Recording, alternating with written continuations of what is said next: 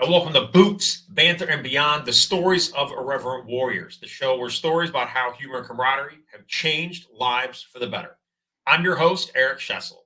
Today on the show, we've got Brent Walker. Super excited to have Brent on the show. He's an Operation Iraqi Freedom Army vet, as well as a Purple Heart recipient. He's been involved a lot in the veteran community over the years, and we're happy to have him here with us. Brent, thanks so much for joining us, man. Welcome to the show, brother. Thank you for inviting me to be your first guest. It's definitely an honor with all the, loads of people that you probably have lined up. And here I am in the hot seat, number one. well, So well, thank you so very I, much. if being fair and totally transparent, so the hike leadership team has a lot of input with how this stuff all plays out, and so I asked a bunch of people, and then I had the list of people that said yes, and said who do we want to bring up first, and it was you were pretty unanimous.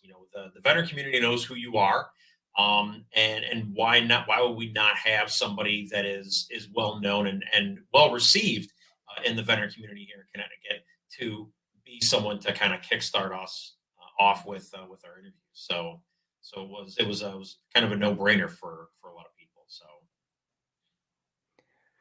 It's it's weird to hear that at the same time, very humbling to hear these kinds of things. So thank you. I appreciate it. no, you're You know, very welcome. And it's a pleasure to have you. I know I'm still kind of getting my feet wet in the veteran community. The guys like you and others have been here living in Connecticut and have been involved in the veteran community for a number of years. And I can only hope to one day have the connections and the insights and stuff that you and a lot of other people have that have been doing this a lot longer than me. So it's always an honor to have the people that have kind of built themselves up from being in it for a lot longer. So thank you for joining us today. no problem. It's Um, a labor of love, as you've come to know so far. yeah, absolutely. So let's kick this off. So tell everybody what you did in the army. So I joined 2004. It was a lot of fun. July 6th, 2004. I left like 2 weeks after graduating from high school, though I was in the delayed entry program for about a year previous. I was on a hot track pretty much from when I was, 6 or 7 years old to go into the army. My I guess he's technically my cousin. I always called him my uncle because he's older than me, but he's my second cousin. Now retired Brigadier General Ron Welch, who's actually the commissioner of the VA here in Connecticut. Yep. And so he was always, my father calls him Ranger Ron because he's a former Ranger Battalion guy, but a really good role model to have grown up. My father was a submariner in the Navy. Uh, my uncle, my dad's brother, was also in the Navy for a long time. He was a supply chief, but he worked for a while with the Blue Angels on their project, doing air shows and all that. So we're definitely a military family, long history of tradition. But I went in. I wanted to go in. We're post 9/11. I saw the Twin Towers fall when I was sitting in high school on the TV, and I wanted to fight anyways since I was knee high to a grasshopper. So seeing everything go down that happened on 9/11, it really was, the catalyst to really pushing me towards that direction. And then I wound up getting a Army infantry contract, wound up going to airborne school shortly after that. I was supposed to go into RIP, or Ranger Indoctrination Program, so I could have a slot in Ranger Battalion. But I was 18. I was all trained out. I had never been away from home that long. And so I didn't wind up continuing through with RIP. I tapped out. one of the biggest mistakes of my life. But go on, I wind up in Fairbanks, Alaska, and that's after first going to Anchorage. I was supposed to wind up with an airborne battalion down in Anchorage, but they were deployed, and they I was completely through in processing. I was about to go do my CIF draw of all my equipment the next day, and they said, "Hey, your orders changed. You're going north." And here I am in Anchorage, Alaska, and I said, "Going north? Hold on." How much further north can you go? And so they literally bring me over to a wall that is a map of Alaska, and they're like, "All right, this is you down here in Anchorage. This this up here, right in the center, the heart of Alaska, that's where you're going." And it worked out great because the the camaraderie up there, the unit overall was just amazing, and they had been prepping for deployment. It's not like jumping right into a unit that was already deployed. So I really got lucky. Not only that, but if I wound up going to 501st, which was the battalion that was stationed down in Anchorage, the airborne guys, they were still rolling Humvees, like slightly more up armored. I wound up in Fairbanks with a Stryker brigade and wound up rolling around in the big green limousine, and that sucker saved my life a whole bunch. So I was very thankful for that. Many instances where me or my buddies probably wouldn't have made it back, but because of that vehicle we wound up. Our battalion commander, first vehicle, because he reminded me very much of Hal Moore. Not to tell war stories or anything, but we're talking about my Army history and what I did. So, not to, I love the Stryker, seeing its capabilities. We had a triple stack 155, so figure an artillery shell, IED, three of them stacked and wrapped on each other, blow up, blows out 7 out of 8 of the tires on a Stryker for my BC, and they wind up taking damage evaluation of the situation, realize we're not leaking any fluids or anything, and they drive that Stryker back to base to get the new wheels and tires put on, with 7 out of 8 of them blown out. Damn. Nobody got hurt. That driver had like a minor concussion. He got his bell rung a little bit, but yeah, that's why I love that vehicle. That was like one of our first IEDs that we hit. So that was pretty cool. But wound up 2 deployments, both with Fairbanks, Alaska, Stryker Brigade. Second of which, Bakuba, Iraq. I got to meet a very nice fellow that wanted to give himself for God and country. And the joke's on him because I'm still standing here. But that's where that enemy marksmanship badge came, the Purple Heart. I got hit by a suicide bomber my second deployment in Bakuba while on foot. I wish I was in the truck at that point because I wouldn't have got hurt at all. But Right. Yeah. Well, and glad then thankfully he sucked at his job, yeah, yeah. apparently. Well, I mean, other stuff did happen, but there were other casualties in that incident. I just, don't like going into the full story about that generally. But uh, either way, I'm here, and I think that means a lot because that's what did wind up propelling me into this, uh, as you call do-goodery all the time. And I've been doing that since around 2012. I got medically retired in 2011, came back into Connecticut 2011, and since around 2012 I've been doing vet oriented stuff. And that's where it all started. So, like, what was your favorite event or moment or whatever volunteering since you kind of got involved in coming into the veteran community after all that happened? Like you said, you kind of that's what kickstarted you into giving back and being a part of the veteran community and volunteering your time with the do-goodery.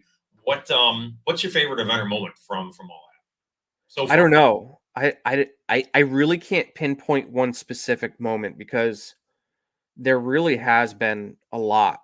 So many.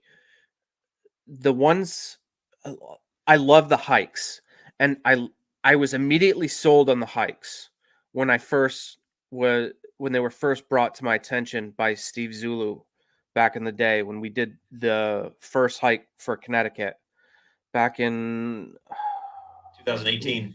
18. That's what I was gonna say. I thought it was 2018. Yep. But what I really, really enjoy is finding who really needs help the most and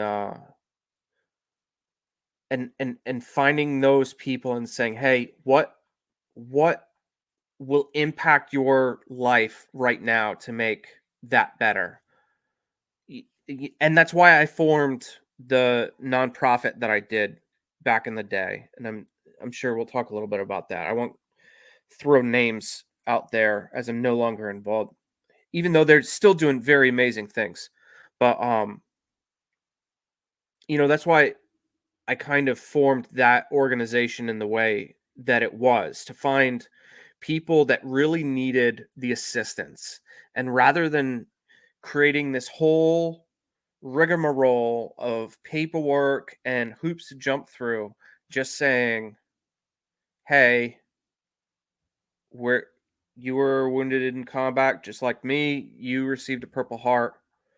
And that was the basis of the organization in general. It was helping local Connecticut combat wounded veterans, people who went through similar situations as myself. And I really, really connected with that because of everything that I went through going through the retirement process, the medical retirement process while I was still in the army, and then coming home and going through the reintegration process, going from the military back into civilian life, and just really falling on my face every step of the way and having to learn on my own because as much as I had the family there to help me out, that was all they could do. They could provide support, but there wasn't, early on there really wasn't a lot here in Connecticut, especially in Fairbanks, Alaska.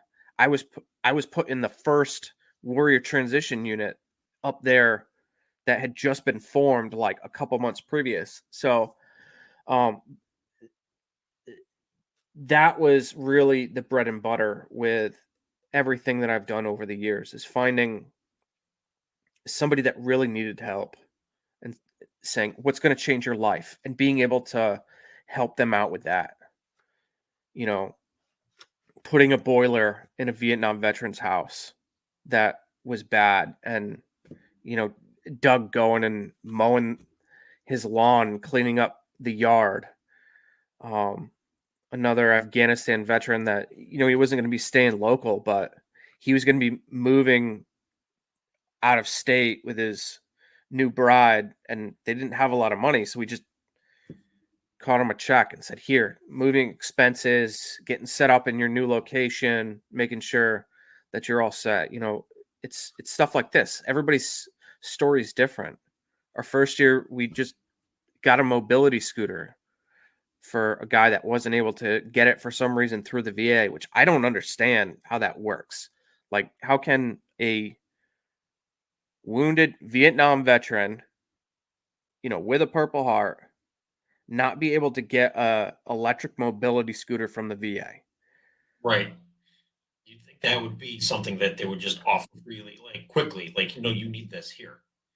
So we were able to network, find one to be able to donate, and then we were able to give him a check for cash on top to like here, like go have a really nice dinner or put it towards your house or vehicle or whatever you need to do. those that's it's not one specific event. It's not one specific person. It's all of this stuff over the years, meeting all of these veterans that I have and having all of these conversations over and over again. And it's not just with the nonprofit. It's not just with my for-profit business. It's not just, going to events with the Veteran Motorcycle Club. It's all cumulative, being able to, touch base and touch face and touch hands with all these amazing veterans that we have here in our community and nationally, even because I'm in, a bunch of veteran groups on Facebook and all the social medias that I swore I would never get into, but that we can't help but be a part of now because that's where all these groups and stuff socialize. yeah, well, I wanted to at some point when I was transitioning, I said, I want to go to school for business. And they said, this is the new thing. You got to get into it. And then I had to figure it out. And here I Seem am to do deleting well. people off my Facebook because I can't add anymore. It's ridiculous. You're so popular. You know what a majority of it was, though, to be quite honest, was the hikes. The hikes. You go to a hike and you start talking to people, and then people start talking to people, and you add a couple people, and then you have mutual friends, and then those people start adding you. And then you get wicked random creepos that pop in that have absolutely no connection to veterans or hikes or anything that we're doing, but people are weird. And Yeah, you know no, what? I hear you. The best part about it is that we, as a community, are the weirdest out of all of them. And I love that. I Oh love yeah, it. I love it. it's great because yeah, like you were saying, because when I first was getting involved with Irreverent Warriors and going to other hikes and stuff, just meeting all the people in, and all of a sudden I've got like 50 friend requests at the weekend after the hike from the people that I met and everything, and it was like I had I don't have the same problem you have where you have to delete people to keep people coming in, but the amount of people that I became friends with on social media alone just through the hikes and being a part of the organization is just ridiculous. You can't keep up with them all. Yet. You don't have that problem yet. Yet, sure. We'll go. We'll go with that. Maybe one day I will. I'll be super popular, and people will be knocking on my door to be send me friend requests. But I'm not worried about that at this time. I'm not really focused on that. I'm here. I'm just trying to help people and be a do-gooder. That's all I got. Yeah, that's what it's about. It's all about the mission. Yep. And so many people, in transitioning out of the the nonprofit that I founded back in the day, people always ask me all the time, how you feel, what's going on, and I always say, listen, I don't I don't care what's going on. It's all about the mission because I I will only be angry when they stop doing what they're supposed to. And as long as all of these organizations are doing what they are meant to, fulfilling their mission statement, then I'm good because my brothers and sisters are going to be taken care of, and those organizations are going to continue to flourish and do amazing things for our community. And that's all it is. As long as you are doing what you can for that guy, that gal to the left and the right of you, as long as you've got the people in the front and back of you that got your six and you're watching theirs, then that's all that matters. It doesn't matter about popularity. It doesn't matter about image. It doesn't matter about who thinks what of you. It's about the mission, number one. And especially with IW, it's even increasingly more important. But No, and that was like that was one of the driving factors of putting this podcast together itself was we're trying to find ways to further grow the mission and to reach more people because you have people out there that have never even heard of us before and trying to find ways to reach more people and really hit them with that mission because there's people out there right now like we talk about the 22 a day but we have people right now that are on the fence with life or death, or they're on the fence of even wanting to come out and participate. And that's why these stories of people that are involved with the organization, and even not so much the organization, but involved just in the community or people that have been there and around the corner for a very long time, giving them that like, hey, maybe I should come out to a hike, and maybe what these guys are talking about. Aside from all the other goofball nonsense that they talk about, the organizations that they're part of, maybe they're worthwhile and worth looking into. And other than that, I don't care about if this is the most popular podcast on Spotify next year. Like none of that shit matters. It's all about trying to prevent our brothers and sisters from becoming another statistic. That's the driving force behind this entire thing. So I'm yeah, glad that you had said that about the organizations and the mission because that's all that matters. I don't care about anything else but the mission. That's it. I will do everything in my power to help save a life and be there for anybody that needs it. And that's again that's just the mission. So yeah, I definitely feel that. Well, you're doing it this year. I am taking a break this year because I'm going through my own doldrums of the mind and trying to reorganize my life. So tough rock isn't happening this year.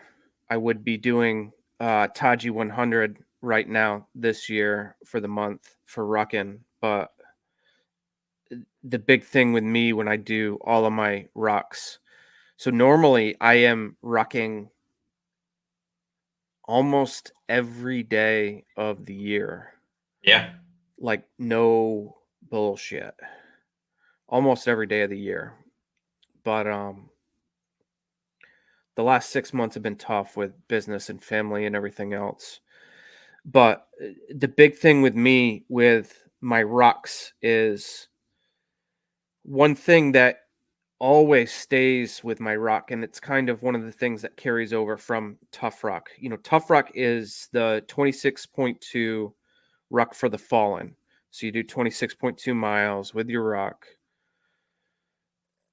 But it's not, to me, uh it's not just those yellow ribbons on your pack for the people who have paid the ultimate sacrifice in battle. And I don't do the yellow ribbons. I do it old school. I have a string of dog tags on my backpack that I've had made for everyone that I've served with that has been KIA.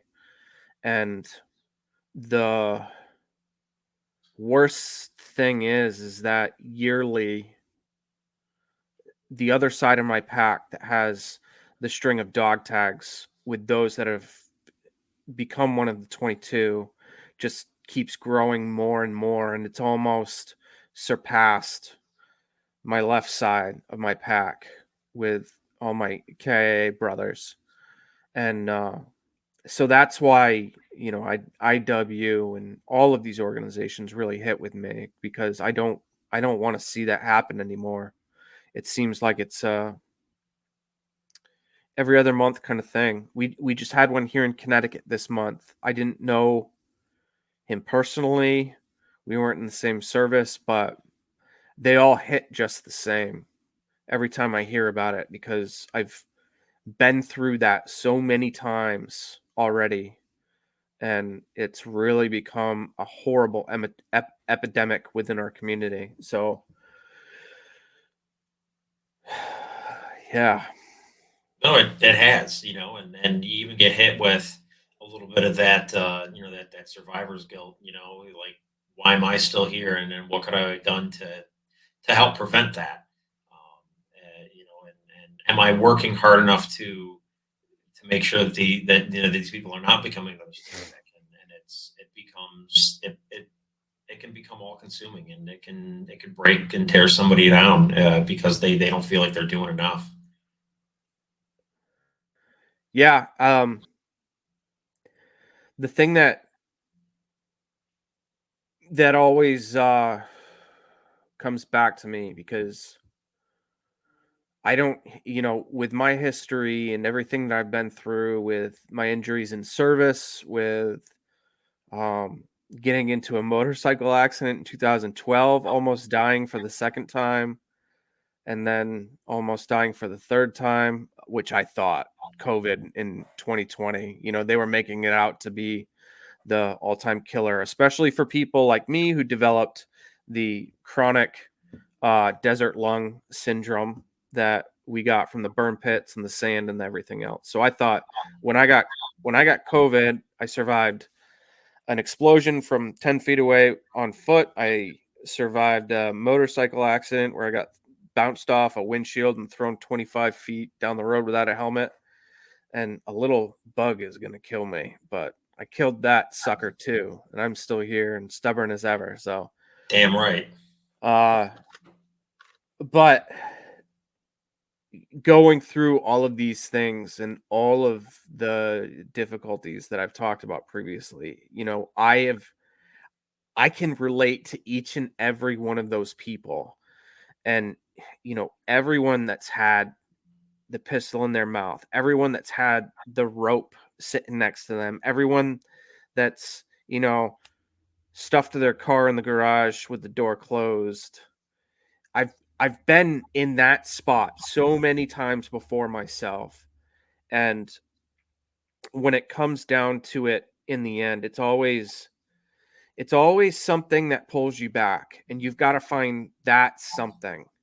And whether it be another veteran that you reach out and talk to before it gets to that point, whether it be a picture that you can put in the back of your head each and every time you get past that point, because so many people have like their friends and their family and all of these, safety nets to fall back onto, and they just don't use it once they get to that point. They cut everything off, tune it out. You need that last option in the back of your head that when you get there, it turns you around. With me, it's my kids. Every time that I have even, before I even get there, when I even start thinking about it, when I think that it's too hard, I can't do this anymore, that the world is stacked against me, with me, it's my kids. But, and that's me, the guy who's got 5,000 people on Facebook, that's got 7,000, a bajillion people on Instagram, that knows all the different resources, that points people in those resources. I still get there. And it's about having that safe spot in the back of your head. Pre-planning. We're veterans. We plan the shit out of everything. Yep. Pre-plan these moments for yourself where you have a no-fail moment set up for you. If you know you have an issue that you're going to get there, then put that picture in your K-pot, Kevlar, helmet, for those people who aren't, uh, as gruntily inclined. Put that picture in the back of your head. Have whatever it is. It doesn't have to be a person. It could be a dog. It could be a place. It could be a silky hike.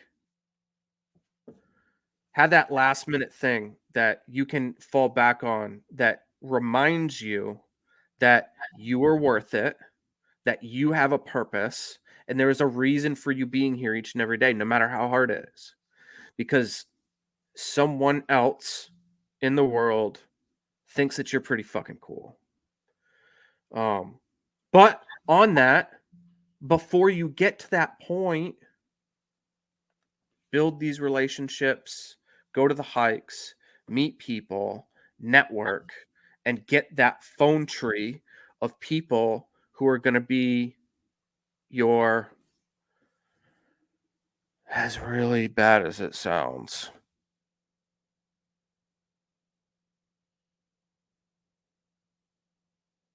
Did you just mute yourself?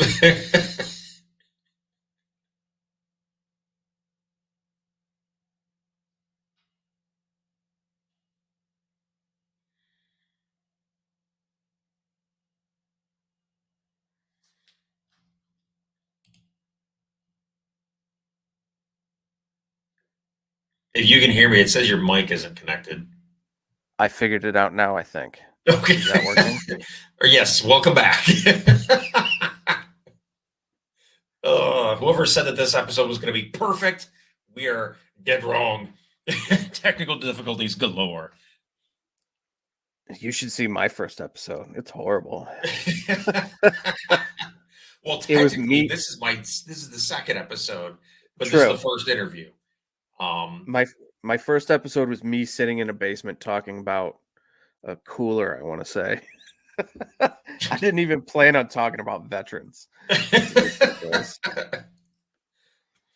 Well, to jump back in and talk about the list of people, your call list, and when you, even if you're not one of the people that's getting to that place, you still have that list of people. You still have people that you should be preemptively reaching out to and making sure that people are okay, because you don't know who's not okay and when they're not okay, and being able to just take that initiative to reach out to people regardless of how you think they're feeling. One of my friends, one of my battle buddies, he's down in Virginia. One of the things that he had said was that when you get to a certain point, um, when you go down that path, once you get to a certain point, you're not going to reach out to anybody. Exactly. You're beyond that point, and so reaching out is just no longer an option because you don't think that anybody can help you. And it's super super important that if we are okay in the moment, that we check on people, because you don't know who's not really okay, and you don't know who's struggling, and it's important that we take that initiative to make sure that we're checking on our people, because you never know that one check-in could save somebody's life. Yeah. No, definitely. And that's the one thing that I've always been bad about over the years is I don't go, and I recognize this all the time. I don't go out of my way to have that list of people that I check in on regularly. I'm so scatterbrained. I'm all over the place. I'm in a million different places at once all the time. But what I do try to do is just anytime something reminds me about someone, rather than just letting that moment pass, I will take that moment. That will be my trigger in my TBI crazy brain to say, hey, message them. Say, hey, I miss you. How have you been? It's been a long time. Everything okay? And even if it's just that little thing, that can mean a lot to people. Yeah. Because sometimes with some of your friends, with some of your battle buddies, with all of these people, even if it's civilians, extend this knowledge outside of the veteran community. Just be a good person overall. Be Yeah. a good person. And if you can do that, then there's people that don't get any messages at all from anyone anytime. They're secluded from, they go to work, they come home, they eat dinner, they go to bed. They go to work, come home, eat dinner, go to bed. And that's their life all the time. So for you to jump in randomly out of nowhere saying, hey, I was thinking about you. How have you been? I really missed you. You're important to me. If you say that, Just that can make a difference in somebody's life. Absolutely. I know it warms me up when people do it randomly, because they do. There's this one guy from my club. I will say their name because I'm Go still for it. actively involved. American Infidels Veteran Motorcycle Club, Yep. Connecticut chapter. One of my brothers from out west will just randomly, out of nowhere, just shoot me a text message. It'll be like 8, 9 o'clock in the morning, and it'll just be like, "Hey, brother, how are you doing? I was thinking about you. I hope you're having a great day. Love and respect, Gimli." And that's it. And you know what? I feel fucking awesome that day. Hearing that like makes me like that would set the tone for the entire day or the entire week even. Like somebody reached out and checked on me and asked if Yeah. I was okay. And one of the things that I've realized too in um, going through all the crap that I have, since injury, since separating from service, is the the helping spirit is healing in and of itself. So if you're able to, adopt kind of, even just a little bit, just do one thing a week, where you say you have your list of people you haven't talked to in a while. Even if you just do that and reach out to people, maybe you want to join a nonprofit organization, maybe you want to start a nonprofit organization. I really don't recommend it. Don't do it. Um, You're really adamant about that. um, but these all of these things help in the long run, and that a lot of people have found that too with all the different volunteer organizations that are out there in the world. And we just happen to be part of a really unique, really awesome, really naked occasionally and drunk community. So, or half naked on the hikes. We don't encourage full nudity. No, we really don't. That's in my SOPs. I would get yelled at if we had streakers at the hike. So for anybody Safety that's brief. listening, let's not we're not going streaking to the quad. Like that's not a thing that's happening. Yeah. I will get yelled at and I'll have to remove you from the hike. So please, if you're listening, don't do that. More all right, so more previous barracks experiences. We'll put it at that. My Doc Ruby was known to randomly come out of his room and just walk through the hallway completely nude. Here's this 6'2" dude, built like a Greek god, skinny and ripped, just opens his door. All you see is a naked leg come out the door, and then here comes the rest of all that is Doc. All the time. Doing CQ as the NCO for the entirety of the barracks and walking up and seeing this naked beast walking around. You almost can't even say anything. Just like Doc, never mind. I'm going back downstairs. I don't even want to know. Don't want to know. Oh man, I can honestly say I don't have anybody in my recent memory that would do that. Nobody that I was really involved with. So it must just be an army thing, I guess. I don't know. Give me your address. No, no. I'm not gonna do that. So Don't when worry. did you I when did can you find get your when did you get your start in when, so you came out for the first Silkies hike in 2018 when Zulu was running, right? Yeah, So, so like what was why did you what made you come out for that hike? uh so at the time I had my nonprofit going, and I had met Steve, Mr. Zulu, who I miss so much since he's been down in Texas, and I really wish I could move down there with him and we could just be like neighbors because our families were close when he was up here, and he was just the light of my life for everything. He was just so motivated about everything, and he was the one that I did Tough Rock for the first time with as well. It was me and him, and he approached me with the idea. It's funny. I met him at I think it was still Norwich Navigators at the time before they made their name transition. Maybe it was Connecticut Tigers. I can't remember, but it was at Dodd Stadium in Norwich. There was a military appreciation night.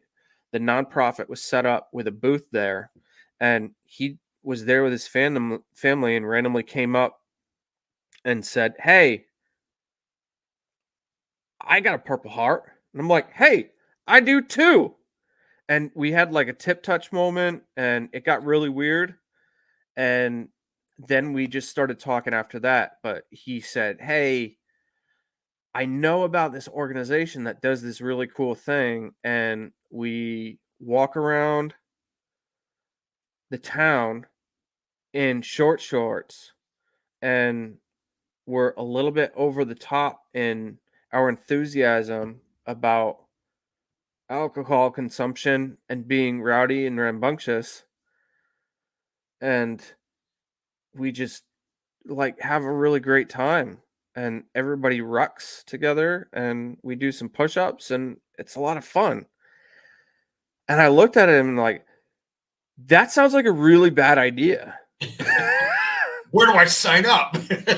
Exactly. And I'm like, I don't know how the heck we're gonna you would yes, because he approached me. He's like, "Hey, you guys should do this. They do it all over the country. You should do it." And I'm like, I don't know. I've got a lot going on right now.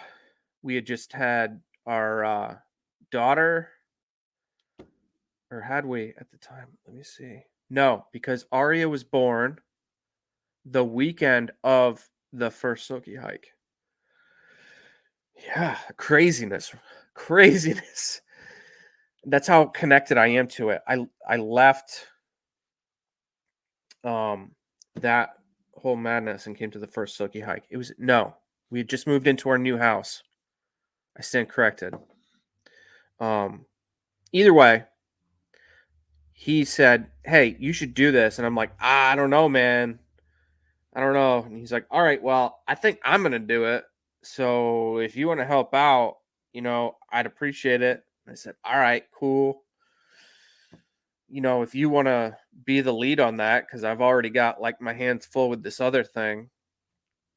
And so he really did. He hit the ground running. I don't know that I've seen anyone more motivated, just especially with nothing to fall back on. We didn't have, back then Silky Hikes weren't the overall organization that we have right now. There was no organization.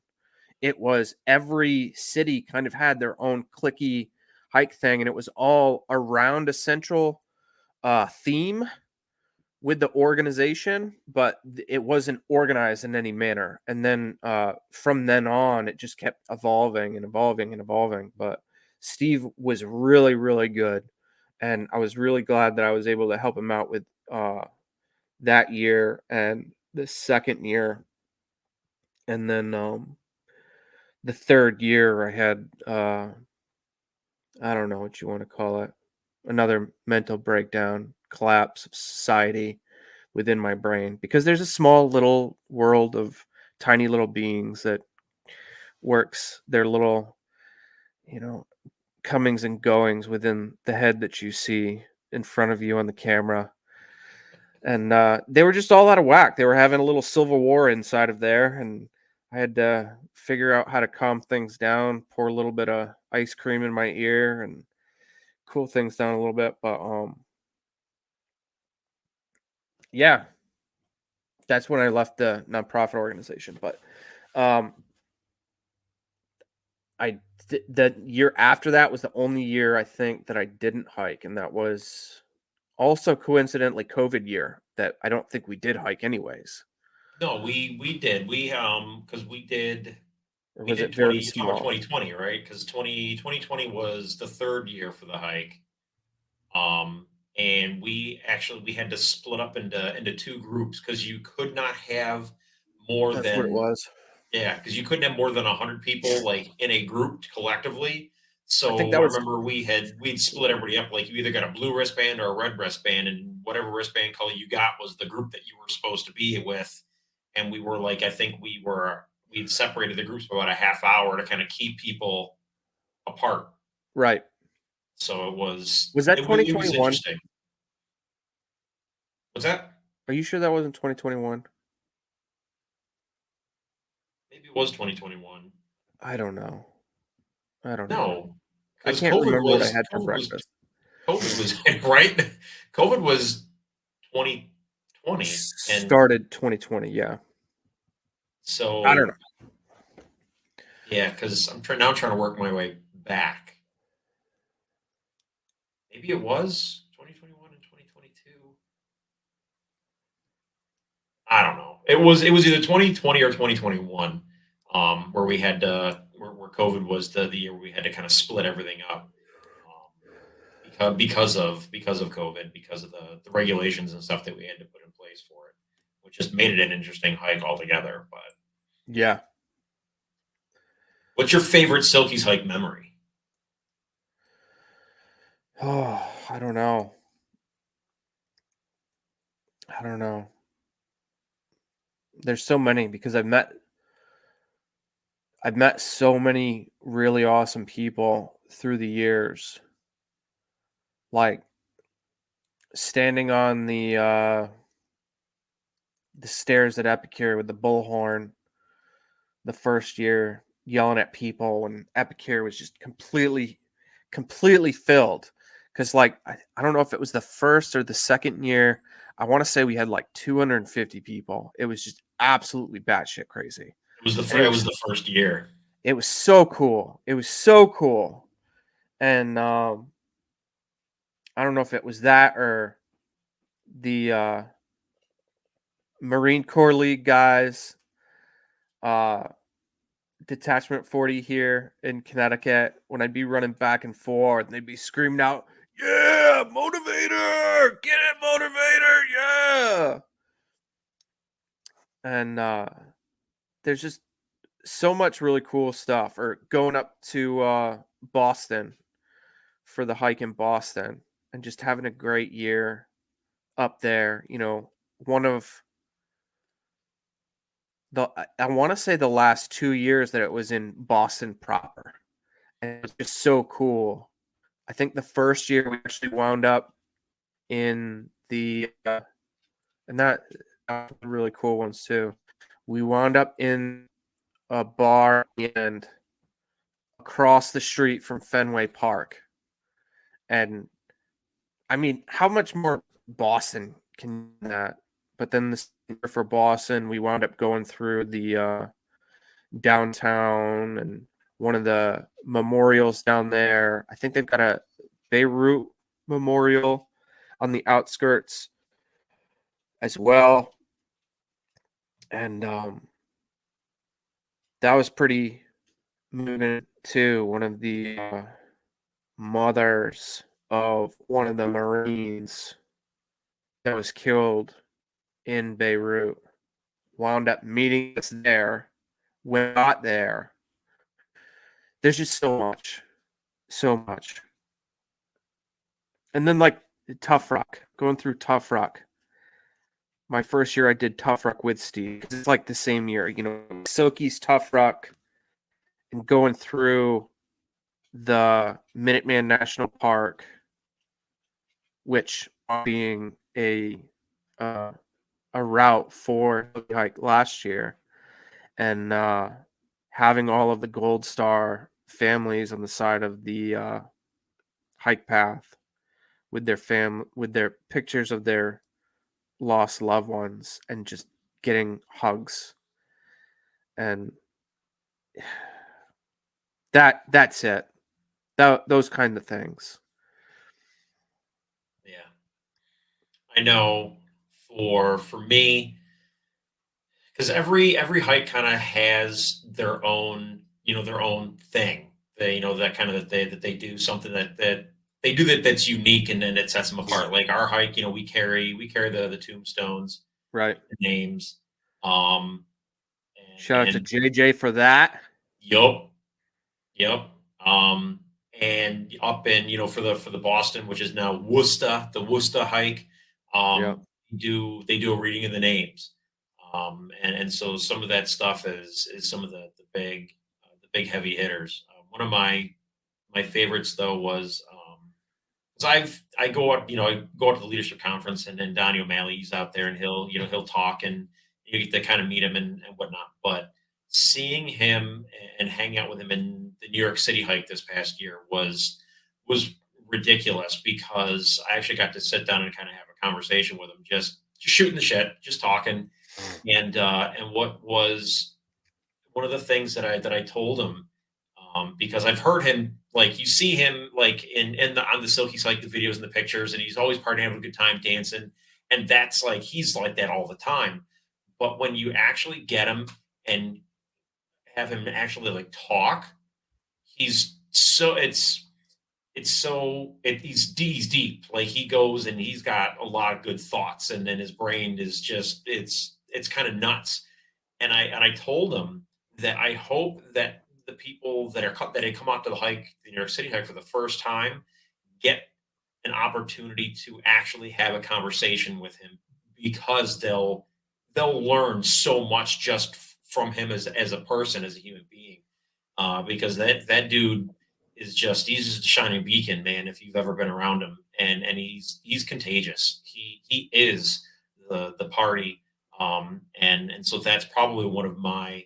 I know it sounds like I'm kind of fangirling a little bit, but being able to sit there and talk with him, and not just while we're in the hike and stuff like that, but having those conversations with him was super super super cool, and I gleaned a lot out of him from those conversations. So Yeah, it's awesome. I never had the opportunity to meet him, but I got to drag his ass up to Connecticut. I know him, and and Nate and them. They want to come out, but the schedules and stuff like that. So I just might have to go kidnap them, in a van that says free candy. Just bring them all up here. yeah, well, Nate's I've seen Nate's been getting just as busy too, but Nate was usually a staple around here as well back in the day in the beginnings. Yeah, He's also another great one and has done good things for the organization through the years. yeah. So, One last thing before we kind of wrap this up is, what's something that you would what's a message that you want to give to anybody that's listening, that is thinking about, they're on the fence about coming out to a Silkies like, and this is not just here, this is across the US, across the world now, who's thinking about it but not really there to pull the trigger yet. What's something that you would tell them? all right. So, it's going to be a mix of a little bit of learning and a little bit of, I guess it's brain sciencey stuff, psychology. Should I be worried? Um, Actually, a dude that was previously a part of my club was a part of engagement that was recently featured in a movie, and guy wrote a book about his experiences interacting with this uh, company while they were there. Sebastian Younger wrote a book called Tribe, um, but he was embedded with them while they were over there. Uh, Within that book, it represented what I thought a lot of what we see and have experienced through our trials and tribulations in our service. Whether you like it or not, once you become a part of a team, a squad, a squadron, a whatever you want to call it, you have that organizational mentality. It's called being institutionalized almost. But what it really is it's something that goes back into something that is ingrained within not just our like genealogy, but like it's programmed into our humanity as people. We are tribal people, and in order for us to feel happy and feel successful and be able to progress and do things within our lives, realistically, 9 times out of 10, those people that are able to do those kinds of things belong to a larger group that they are able to organize with and meet with and have fun and talk and have drinks and food. And that is what we are missing out on once we leave the military, because within those military platoons and squads and teams, you get that really tight-knit tribal community, whether you like it or not. You've got the dude down the hall that's listening to Billy Ray Cyrus, the guy across the hall that's bumping reggaeton, and then you've got Doc walking down the hallway naked. Yeah. And you become accustomed to that melting pot and that very tight-knit group of people. And these are people that you would, no bullshit, lay down your life for. I would give my life for that guy and that guy and that guy, because not only is it my job, but because I love each and every one of them, because I have spent every day with them for the last year, for the last couple of years, and then especially once you get deployed. So when we come out of that, that's what you need. You need a group to connect to. If this is the only one that you can do and you can just come out to the hikes, do it. But while you're there, don't be quiet. Raise your voice and introduce yourself and say, "Hi, my name's retired Private Joe Snuffy, and I was a Ducky float pontoon operator. I was a shuttle door gunner, and I would really like to hang out with people in the local area in Connecticut. I live in Salem, Connecticut. Where are you from? Do you like duckies and space shuttles? Because I happen to be very involved with both of those." And that is the most important part of these hikes, because I was kind of forced into a situation with my first one where I couldn't just be the wallflower. I was herding cats the entire time, running back and forth in the formation with a bullhorn, and being the motivator, as my Marine Corps League buddies would have said back in the day. But that is, I think, the most important thing. And even if it isn't a silky hike, even if you can't do that, even if the hiking itself is too much, find an organization that's similar. Even if it's a VFW, if it's a veterans motorcycle club, if it's a pink fluffy bunny pajama club, I don't care what it is, but get some group of people that you can connect with like-minded experiences, with like-minded interests, and really connect with them.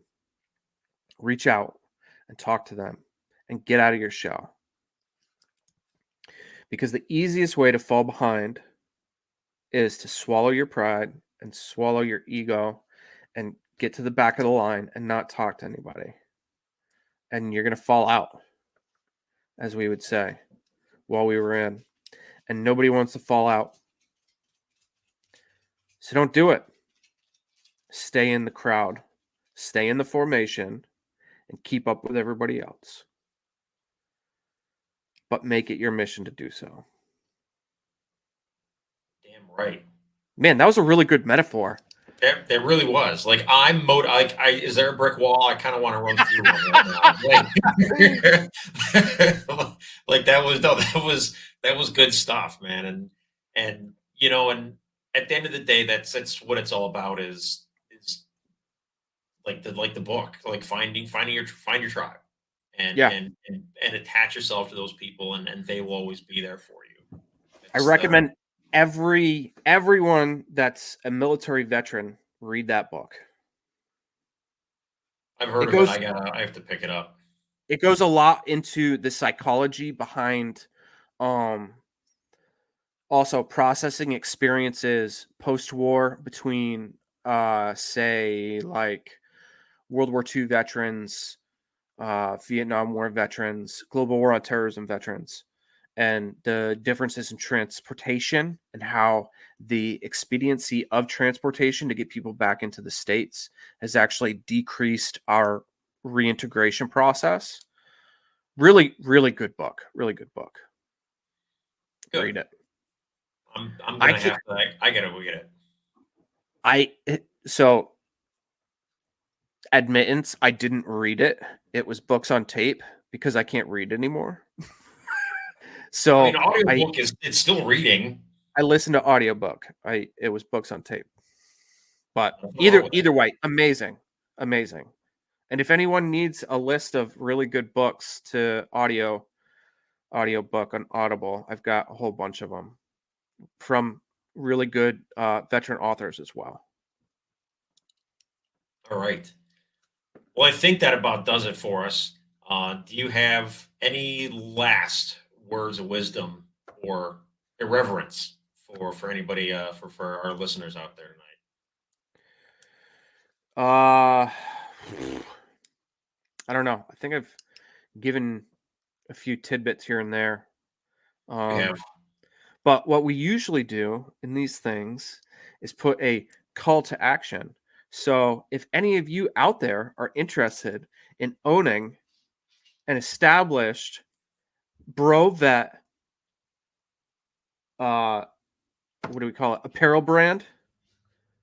I have one for sale for you for wicked cheap, especially if you're a veteran, because it is all veteran and everything's 100% made in the United States. Kill Foot Clothing is for sale. Um, Also, Proud to be an American podcast, season 1. Catch up on those episodes. Season 2 might happen, maybe. If it does, it'll be all combat wounded veterans telling their story and their experience and reintegration into society, tips and tricks, how to stay alive, essentially. And then we're going to go hunting and fishing and hiking afterwards with them. Hell Um, yeah. I really hope that I can do that. It's been on my mind for a while. And then I think that's it. Gun shop coming soon. TBD. Northman Defense. It's gonna happen someday. It's my dream. Training All right. facility. And go to your local silky hike. If you can't go to your local silky hike, make sure you find your people locally. Get out of your bubble. Yep. Find your purpose. This stuff is my purpose. That's why I'm still here. Me and Yep. my kids. I got that picture in my K-pot. Find your purpose and your tribe, and you will succeed. It's good shit, brother. Well, I think that about wraps it up. Thanks so much for being here with us tonight, Brent. I know I appreciate it, and hopefully anybody that listens in is able to kind of take stuff away from that, and not only come out to the Silkies hikes and stuff like that, but also just kind of glean from everything that you've talked about tonight because it's been inspirational listening to your experiences and everything that you've dealt with and you've overcome. So hopefully that it reaches and touches a fuel souls out there, and encourages them to keep going, find their tribe, and find their purpose, just like you said. So, thank you again, and thank you everybody for listening in. Please give us likes and shares, and spread this message far and wide, as far as the eye can see, the ear can hear, and all that, just so we can bring a little bit of humor and camaraderie to everybody who might be listening in. So until next time, stay reverent, my friends.